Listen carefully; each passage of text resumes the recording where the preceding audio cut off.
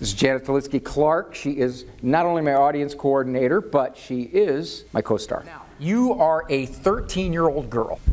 You have been nagging for approximately 2 years for a cell phone. This is now your big push because you've done a poll of all of your classmates and 99.92% of them not only have cell phones, but they have iPhone 12s, okay? You're making your case because I just told you again, no, not yet.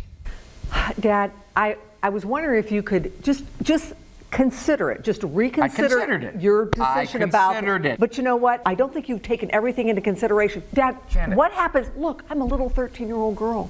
What happens if I'm out and I have an emergency Janet, and I need to contact you? If all your you? friends have cell phones, use one of theirs. What if I'm alone? I don't think you're old enough for especially a computer in your hand, honey. I don't like the temptation of that. You're 13 years old. You're a nice kid. I want to keep it that way. All right, Dad. Well, if I can use my friend's phone to call you, I can use my friend's phone to access the bad stuff on the internet. Well, that's true, but your friend is not in your house at 10 o'clock at night where I have to keep an eye on you all the time because I don't know what you're going to be doing with that cell phone. Do you know how unreasonable you are? You know what my friends think of you?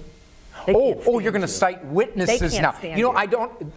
They can't stand. No, they can't. Why? Because you don't have a cell phone? No, because I don't have a dad who will cooperate at all in giving me just the normal life that everybody else has. Do you want to know my real reason? Yeah, I would. I have asked you and given you all the reasons. And I've given you every reason I could think of, none of which were good enough. No. Okay, I'm going to give you my final reason. Go for it. Because I said so.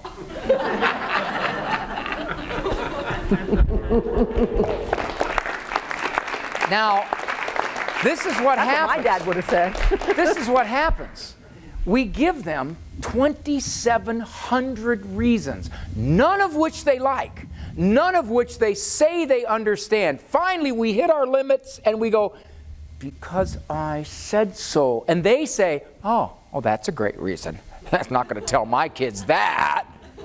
But you know an interesting thing about because I said so? That really is most of parenting. Why do I not want you to go out of state to college? Well, basically because that's my decision. I have reasons, but the bottom line is my decision. Why won't I let you go there at 10 o'clock at night? Other parents would. Yeah, I don't. It's because I said so. Because really, that is most of parenthood, because I said so. Now, I may have logic behind because I said so, but she's not going to agree with that logic. There's no way you're asking her to think like a parent. That's not going to happen. But the shrinks make you think if I just explain it right, if I just do the proper logic, if I go on long enough, she's going to look at me and go, I've got it.